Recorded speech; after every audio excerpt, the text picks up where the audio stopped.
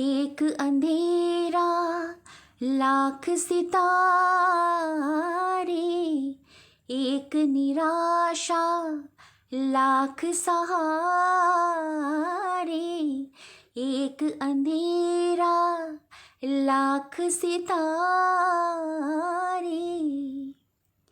बंधुगण, अंधकार जेते घनीभूत हेले मध्य आमे भूलिबा कथा नुहे जे से अंधकार भितर ही आशार आलुओ लुचि रही थाए।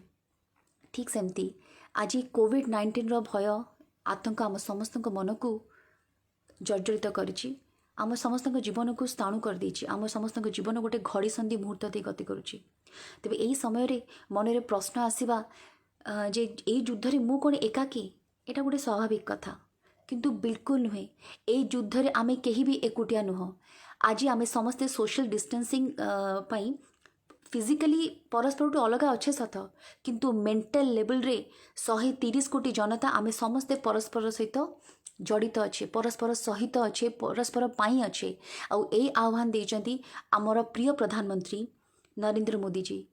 तेणु तांकर आह्वान क्रमे आसंता काली 5 एप्रिल राति 9:09 पाई मु मो बाल्कनी रही दीपटिए लगेबी।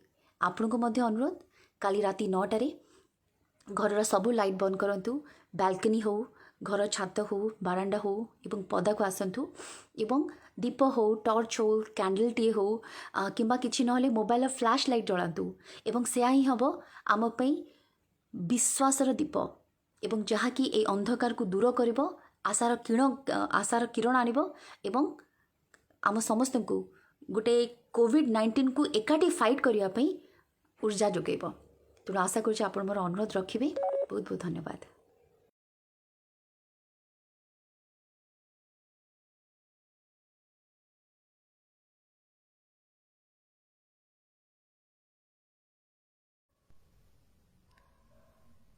नमस्कार।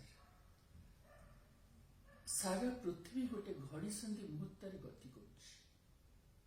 समय आछि आमे समस्त एकाठी हवा। आम भारतर प्रधानमंत्री नरेंद्र मोदी जी आमको गोटे आह्वान देइछंती, ताकू हमें अक्षरे अक्षरे पालन करिबा। 5 तारीख राति 9:09 में आमे प्रत्येक निज घरे दीपटी हो, मोमबत्ती हो, टॉर्च लाइट हो निश्चय जलैबा। मने रखंतु एसबू जलैला बेले निज घरर लाइट टाकू आमे ऑफ कर दबा। आपण माने को समस्त हाथ जोड़ी अनुरोध, आमे निश्चय काली एभली दीप जलैबा।